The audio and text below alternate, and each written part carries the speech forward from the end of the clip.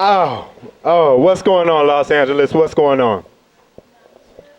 All right. Y'all are looking at me like, you tell us, Pedro. We paid money, we'll ask the questions. Mr. Hernandez, did you say? Look, the tension is building. Don't worry, y'all, it's not you, it's me, all right? This is the prejudice I face every day of my life. People meet me and they can't fathom how a black man could possibly have a Spanish name. So when people find out my name, they always look at me like I stole it.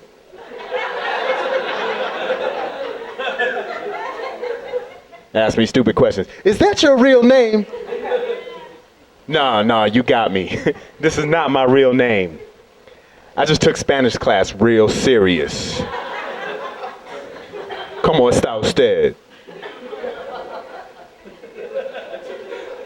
Now this the name I put on my resume to get the job interview. Of course my real name is, it works here, right? At fast food restaurants, but where I want a job, that's crazy, man. People do that to me, man. They ask me crazy questions. I'm like, of course this is my real name. As a black man, why the hell would I steal a name like Pedro Hernandez?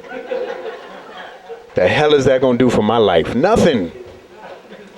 If I was gonna steal a name, I would steal something useful like Steen or Berg, you know what I'm saying? Like, Hernandez ends in deportation. It's not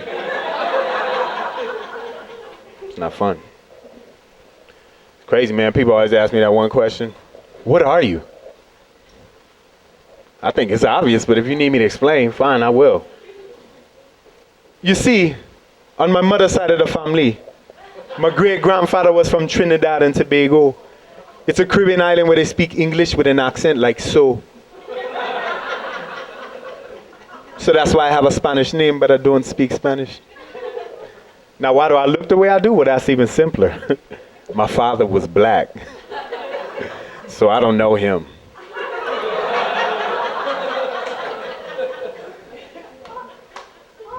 Some of y'all look sad. Don't feel bad for me just because I didn't know my father. It's not.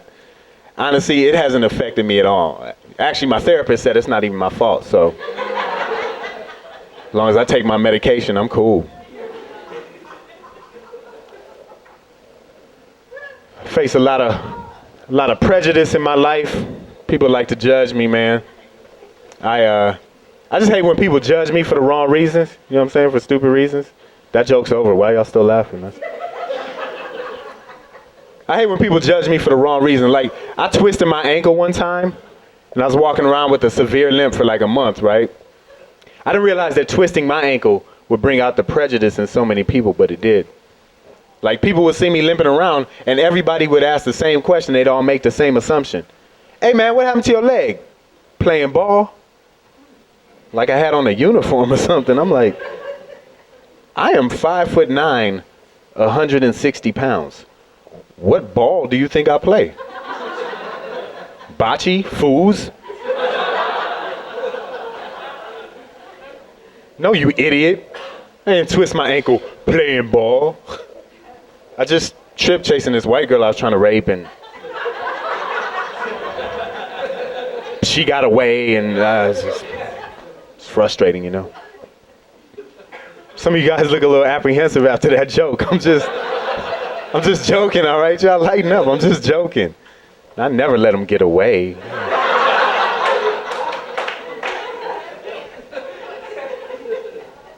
I'm glad you guys laughed at that joke.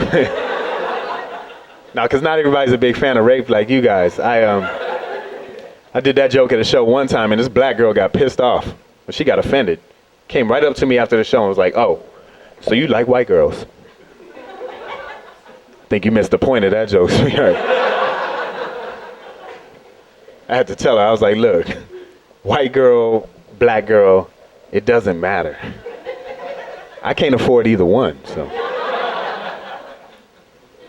And listen, I'm not the kind of guy that thinks that you have to buy love, you know what I'm saying? Because I know that love don't cost a thing, but women do. That's why when I go out on these dates now, my dating life sounds like one terrible MasterCard commercial after another. As soon as I walk out the house, that voice comes in out of nowhere. It's like a full tank of gas to pick this girl up. $185. Dinner and a movie. $185. A kiss on the cheek at the end of the night. Worthless! You see, there are some things in life that money can't buy. For everything else, there's masturbation.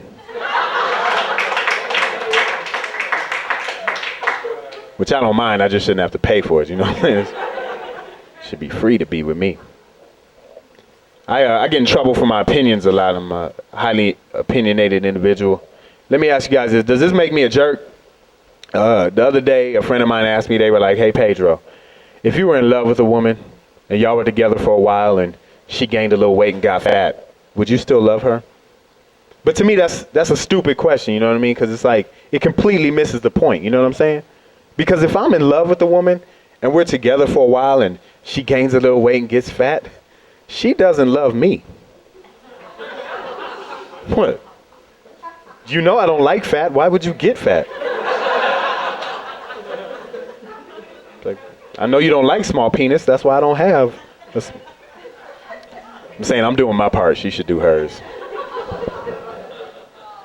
All the women are like, you're a jerk. You're a freaking jerk. That's all right, man. You know, I get in trouble for my opinions all the time, so I'm used to it. I like to talk politics with people. I got into an argument with this dude the other day about, I was talking to him about the United States foreign policy. I was just telling him that sometimes with our foreign policy, we take things a little bit too far. And I used Pearl Harbor as an example, right?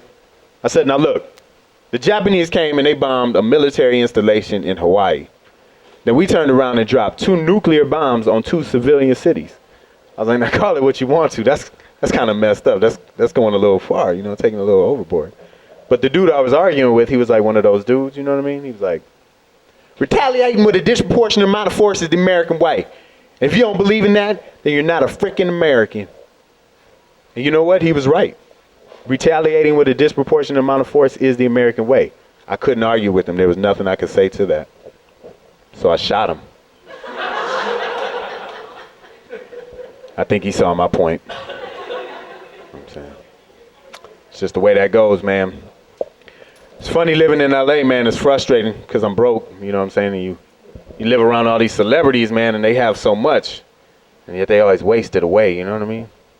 Like all these little Hollywood celebrity girls, you know what I'm talking about? Like the little Lindsay Lohans and the Mary-Kate Olsen, the Olsen twin.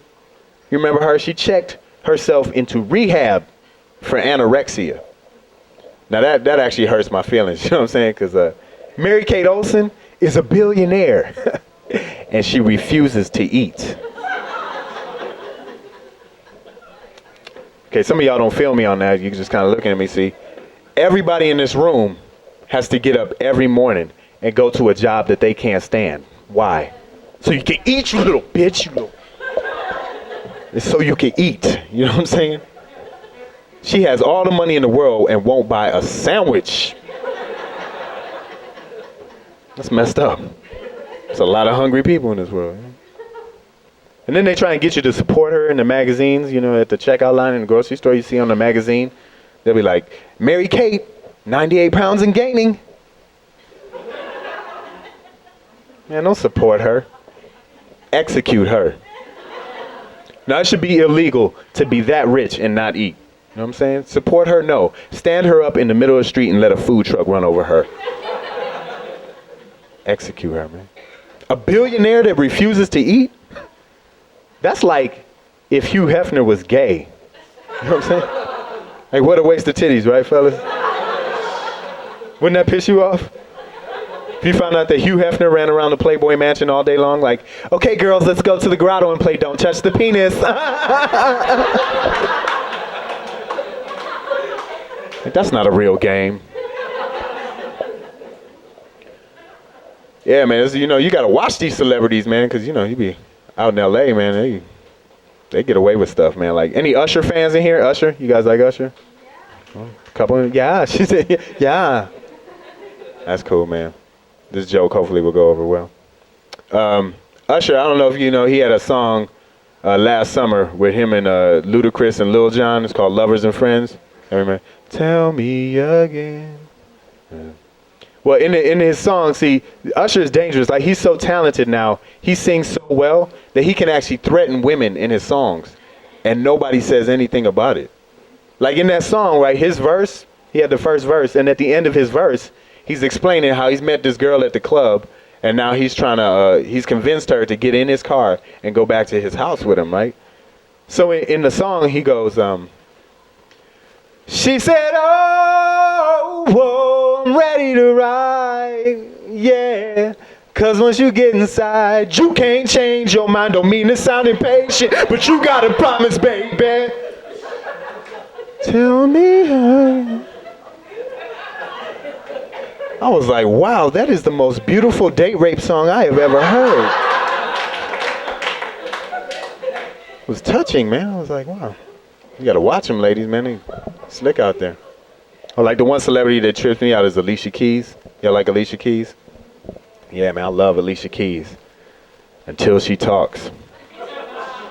Man, that's crazy. I remember when she first came out, like that first year, she won like 18,000 Grammys. They called her up for that first award, man. And you know, she had on a banging dress. Body was tight. Skin was flawless. Hair perfect. Smile gorgeous. She came up with that Grammy in her hand, just beaming, just smiling, beautiful.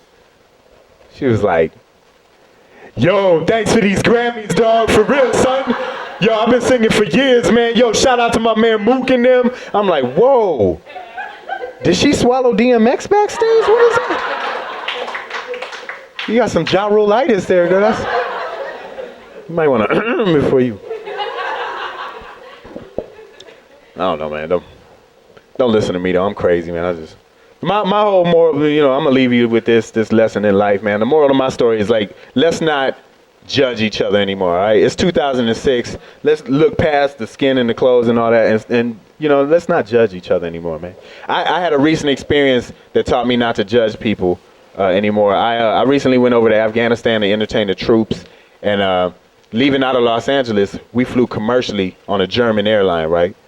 Now, I got seated next to a black man who spoke English, Spanish, and German, right? Fluently. Then there was a male flight attendant on the plane who was German, but black. So now I'm sitting here next to two black men speaking German to each other, and it messed me up. It messed my whole head up, man. But it was such a beautiful moment, you know what I mean? Because it was right then that I realized, I was like, wow, no matter who you are or the color of your skin or where you come from, it doesn't matter. All male flight attendants are gay as hell. Thank you guys. My name is Pedro Hernandez.